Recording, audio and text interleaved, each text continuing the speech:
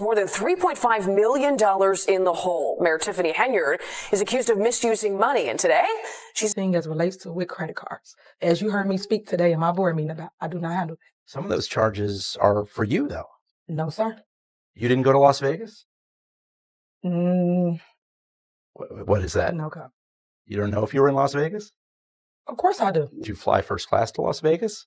Any other questions? You're not going to answer how taxpayer dollars are being spent? That seems odd. I just answered it. What do you mean? I just answered your questions. You said federal investigators are reportedly uncovering evidence that ties Mayor Tiffany Henyard to the laundering and misuse of public funds, further fueling the controversy that's been following her.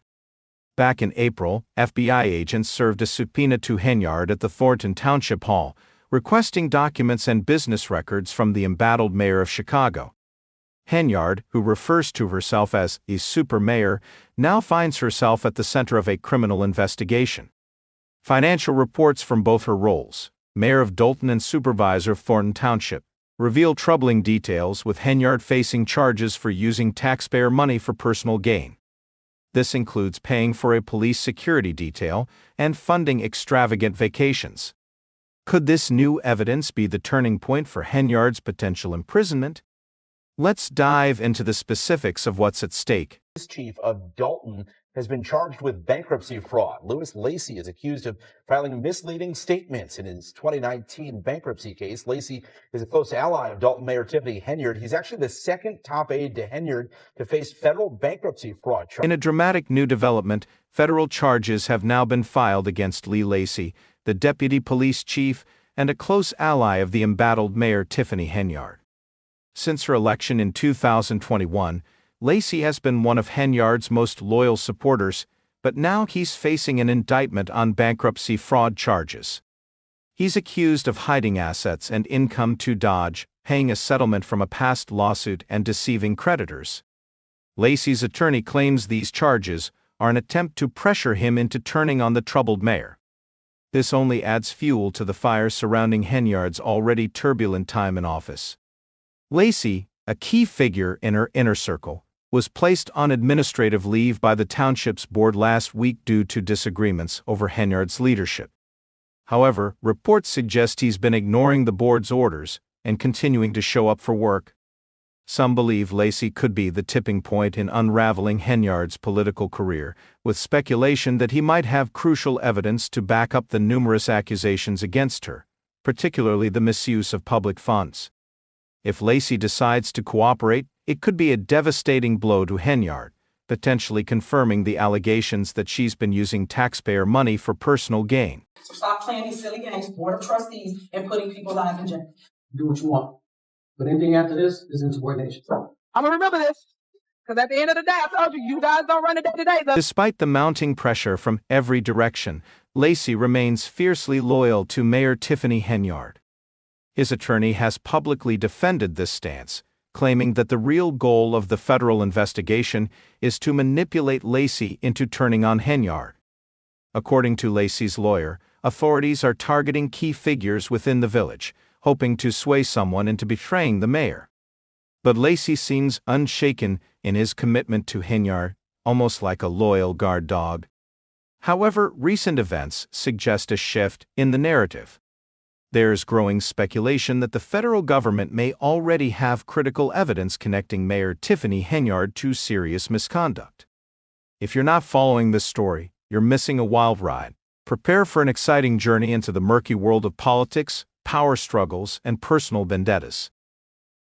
When former Mayor Frank Zucker Al passed away, the Board of Trustees was tasked with selecting a replacement to finish out his term. Under state law, they had just 60 days to make a decision, and with the clock ticking, most expected a more seasoned trustee like Joyce Washington or even Jerry Jones to take over. Other names, such as Cassandra Sten, the township assessor, were also in the mix. But, as often happens in politics, things took an unexpected turn. Trustee Christopher G. Gonzalez made a last-minute nomination just before the deadline, introducing Tiffany Henyard's name. The move seemed like a desperate attempt to avoid letting the decision fall to the public, leaving the audience stunned by the late nomination and Henyard's unexpected candidacy. It turns out, Henyard had applied for the position long before. When she was sworn in as mayor, her first meeting went smoothly, and she promised to serve with honesty and integrity. Gonzalez, who admitted he didn't want the public to decide, pushed Henyard's nomination through, hoping the deadline would unite the board. Henyard expressed gratitude for the board's confidence, and at first, everything seemed to be going well. However, beneath the surface, tensions were already simmering. Rumors soon spread that Henyard perceived those loyal to the late Mayor Zucker as threats, which ultimately led to open conflict. One of Henyard's first moves as mayor was to fire Jessica Jones, with Jerry Jones leading the motion and Joyce Washington supporting it. The vote was unanimous, including Gonzalez, who had originally backed Henyard's nomination. From there, Henyard targeted others, including Stephanie Weidman, but this time, things didn't go as planned. Gonzalez, along with other board members, disagreed with the decision. Weidman had been with the township since 2002, working in various roles, and in 2021, Mayor Zucker promoted her to executive assistant, with plans to eventually make her chief of staff. Weidman had worked closely with Jerry Williams, hired to oversee the township's operations. But after Henyard's rise to power, her position became increasingly unstable. In a meeting with Henyard, Weidman was told she was not part of Henyard's team, and her responsibilities were stripped away. As rumors of Henyard's behavior spread, she began targeting others who had connections to the former administration, despite Weidman's lengthy tenure and hopes of reassignment. The most alarming incidents included allegations that Henyard's team mishandled sensitive documents, including medical records and social security numbers, during a fit of rage in a locked office. This scandal only marked the beginning of Henyard's controversial tenure. Henyard continued firing employees, leading to several lawsuits. In March, former employees, including Centra Tracy, filed lawsuits accusing Henyard of wrongful termination and retaliation. Tracy claimed she was demoted and denied access to her office after taking medical leave. Another former employee, Karen Johnson, sued Henyard, alleging retaliation for refusing to work on Henyard's recall campaign during business hours. Henyard, according to Johnson and others, used her position to penalize anyone who didn't show complete loyalty.